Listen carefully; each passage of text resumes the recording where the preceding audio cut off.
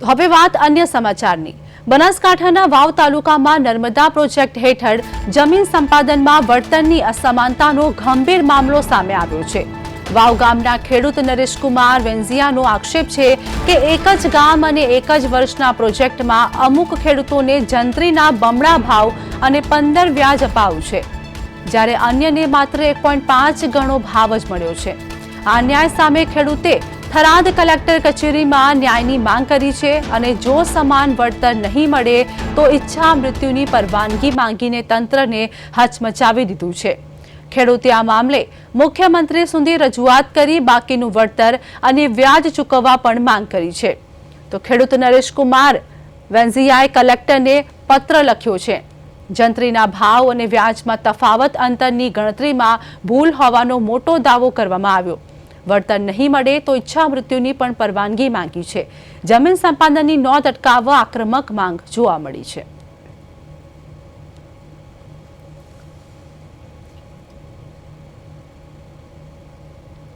તો વાવ થરાદની વાત કરીએ કે વળતરમાં અન્યાય બદલ ખેડૂતની ઈચ્છા મૃત્યુની માંગ સામે આવી છે, જેમાં એક જ પ્રોજેક્ટના અલગ અલગ વળતર કેમ તે અંગે પ્રશ્ન ઉભો થયો છે। વળતરમાં અન્યાય બદલ ખેડૂતે ઈચ્છા મૃત્યુની પણ માંગ કરી છે।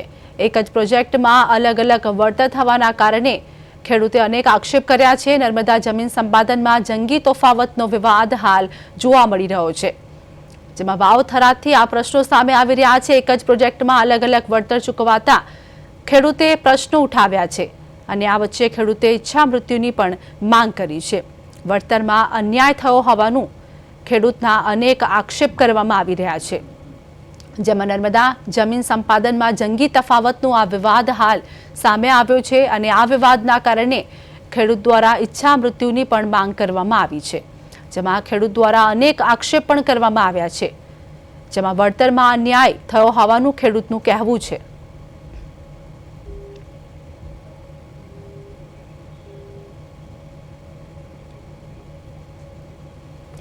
તો વાવ થરાદની આ ઘટના સામે આવી છે, જેમાં ખેડૂતે અનેક આક્ષેપ કર્યા છે। એક જ પ્રોજેક્ટમાં અલગ અલગ વળતર થવાના કારણે ખેડૂતે આક્ષેપ કર્યા હતા। નર્મદા જમીન સંપાદનમાં જંગી વિવાદનો હાલ તફાવત જોવા મળી રહ્યો છે।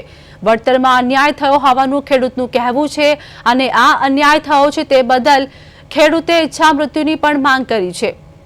જેમાં આ વિવાદનો અંગે વાત કરીએ કે ખેડૂત દ્વારા અનેક આક્ષેપો પણ કરવામાં આવ્યા છે। વાવ થરાદની આ ઘટના, જેમાં નર્મદા જમીન સંપાદનમાં જંગી તફાવતનો વિવાદ હાલ જોવા મળી રહ્યો છે। વળતરમાં અન્યાય બદલ ખેડૂતે ઈચ્છા મૃત્યુની માંગ કરી છે। એક જ પ્રોજેક્ટમાં અલગ અલગ વળતર ચૂકવાતા ખેડૂતે અનેક આક્ષેપો કર્યા હતા અને હાલ ખેડૂતે પોતાના ઈચ્છા મૃત્યુની માંગ કરી છે। સંવાદદાતા ભીખાભાઈ અમારી સાથે જોડાઈ ગયા છે। વાવ થરાદની ઘટના, વળતરમાં અન્યાય બદલ ખેડૂતે ઈચ્છા મૃત્યુની માંગ કરી, શું અપડેટ? જી આરતી, ચોક્કસથી જણાવી દઉં કે વાવમાં નર્મદામાં જે જમીન સંપાદન વળતરમાં ખેડૂતોની ઈચ્છા મૃત્યુની લેખિતમાં રજૂઆત કરીને માંગ કરી છે। એક જ ગામ એક જ પ્રોજેક્ટ છતાં ખેડૂતોને જે વળતર આપવામાં આવે છે એમાં મોટો તફાવત છે। કેટલાક ખેડૂતોને જંત્રીના બમણા ભાવ અને 15% સુધી વ્યાજ મળે છે, જ્યારે અન્ય માત્ર ખેડૂતને 1.5 ગણા ભાવ ઓછો આપવામાં આવે છે, જેને લઈને જે ખેડૂત નરેશકુમાર વેંઝિયાએ થરાદ કલેક્ટર કચેરીએ લેખિતમાં રજૂઆત કરી અને ઈચ્છા મૃત્યુની માંગ કરી છે। જી આભાર ભીખાભાઈ, અમારી સાથે જોડાવા બદલ, સમગ્ર માહિતી આપવા બદલ।